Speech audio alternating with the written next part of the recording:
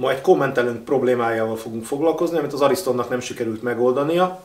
Furcsa, hogy miért, de így van. Nézzük meg a videót.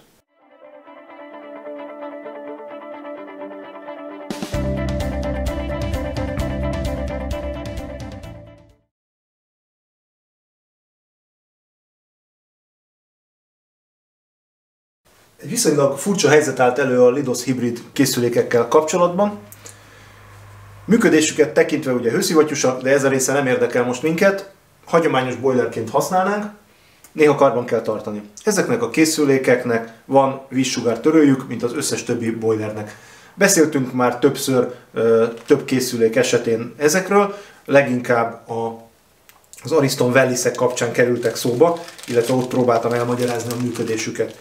A Wellisbe kétféle vízsugártörőt használnak, ő az egyik, ő megy a hideg oldalra, és a két tartályt összekötő cső mellé megy a másik oldalra a meleg oldali, színben megkülönböztetik őket, illetve szemmel láthatóan hozva is van köztük pár centi különbség. Felmerült a kérdés, hogy vajon milyen kell a Lidos hibridben, mi sem egyszerűbb, megnézzük a robbantott ábrát. Igen ám, de valamilyen apropóból a robbantott ábráról lehagyták a Lidos hibridnek a vízsugártörőjét. Akkor most mi a megoldás, hogyan lehet ezt megoldani, ezt a problémát? Az első gondolatom az volt, hogy miután nyilván félszolos ennek is a bekötése, meg a másiknak is rakjunk bele egy Wellisbe valót. Egy külföldi ügyfél YouTube-on keresett meg, hogy őnek ilyen gondja van, mit tudnék javasolni. Mondtam neki az ötletemet, hogy a Wellisét tegye bele, ő fölkereste a saját országában az Aristont, akik ugye nem tudtak neki megoldást mondani a problémára, viszont amikor mondta, hogy ő akkor szeretne egy ilyet, mert ez biztos jó lesz hozzá, mert én azt mondtam, akkor azt a választ kapta, hogy az nem belevaló alkatrész, tehát nem lesz jó hozzá. Tehát azt nem tudják, milyen való bele, de azt tudják, hogy milyen nem. Mondjuk nyilván ez is segítség. No, hát szerencsés helyzetben vagyok, mert éppen van itt egy ilyen készülékem, úgyhogy utána tudtam járni annak, hogy most akkor mi is a megoldás, mi az igazság, hogy is néz ki ez a gyakorlatban. Szóval van egy Lidos hibridünk, aminek ő a vízsugártörője. Akkor csak, hogy lehessen látni, kiveszem az acskóból, ugye ő a piros. Na, megállsz vajon? Meg van neki cikkszáma is, ha valakit érdekel. És ő pedig a kék. Jó, így is jó. Neki is van cikkszáma. Tehát most itt az a kérdés, hogy ilyenkor mit lehet csinálni. Nyilvánvalóan nem így helyezkednek el a készülékbe, hanem nézzük innen őket. Ez a pont, ez a vége, aminek egyeznie kell. Hát szemmel láthatóan a piros rövid, ami azért baj, mert ha a Lidos hibridnél idáig ér a fémtokcső, tételezzük föl, hiszen ezt nem tudom, mert ehhez szét kéne vágni egy készüléket, és ezt most nem tudom megtenni. Ha idáig ér, akkor ennek csak a tetején ez a kevés rész marad, ahol ki tud jönni a víz, tehát ez nyilvánvalóan nem jó. Viszont azt nem értem, hogy ez miért ne lenne jó. Tehát attól, hogy följebb van, lehet, hogy könnyebben eltörik, de ugyanúgy tud működni véleményem szerint. De mindjárt mérünk rajta egy párat, hogy átmérőben hogy is néz ki ez a történet, valóban tudjuk-e ezt így használni. Van egy remek tolómérőnk, ezzel fogjuk ellenőrizni az értékeket. Látszik is a rajta lévő érték. Nézzük a pirosat. Teljesen jól látszik, ez 13,9.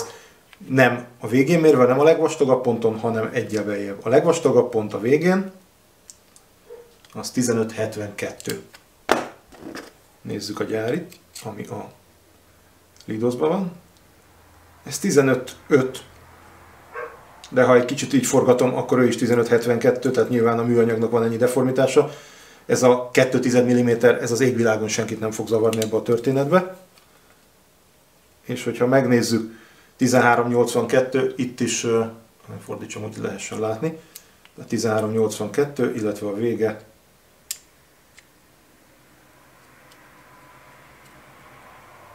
az pedig ez a méret.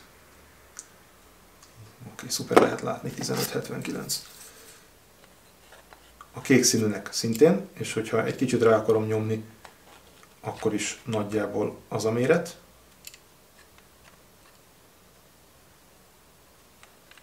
És ha egyel beljebb rámérek, Akkor keresek egy olyan pontot, ahol nincsen perforáció műanyagon.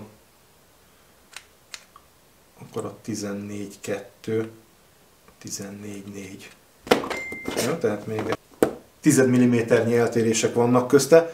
Jó, tehát a félcolos csőméretből kiindulva nyilvánvaló, hogy ezeknek azonosnak kell lenniük, és tulajdonképpen alkalmasak egymás kiváltására, még ha a valóságban nem is egymás alternatívái. Nézzünk egy hozt, már ameddig ezt a tolómérő fogja engedni. Ez ugye tulajdonképpen, nézzem, a kamerán látszik, oké? 99,3, és ennek a hossza 122 centivel hosszabb. Megmerem kockáztatni, hogyha ezt a pirosat 2 centivel beljebb ütjük a helyére, a tokcsőbe, akkor ugyanúgy megvan az a méretünk, amit szeretnénk. Ennek a levágását nem javaslom, mert itt valószínűleg ez a felső pont, ez kell hozzá.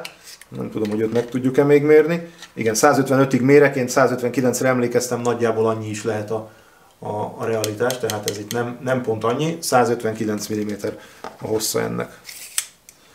Jó, tehát az általam levont végkövetkeztetés az az, hogy fura, hogy nincsen ilyen fehér színű vízsugártörőnk, ami erre szükség lenne.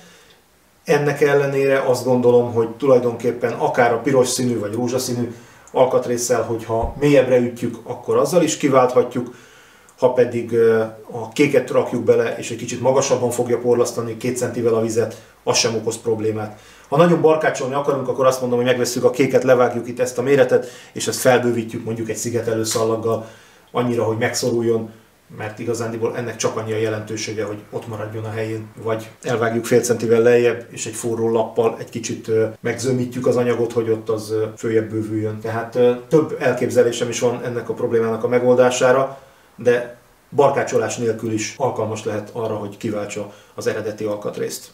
Robbantott ábrán ugyan tudjuk, hogy hova kerülne az alkatrész, még sincsen cikkszáma, így azért elég nehéz hozzá alkatrészt rendelni.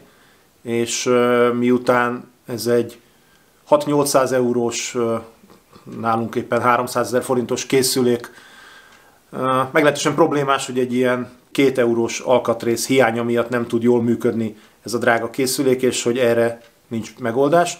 Vélhetően egyelőre nincs megoldás, reméljük, hogy lesz. Addig is az én megoldásom szerintem megoldja ezt a problémát. Nem kell hozzá egy 3D nyomtató és legyártani, simán lehet használni ezeket az alkatrészeket, amit itt mindjárt.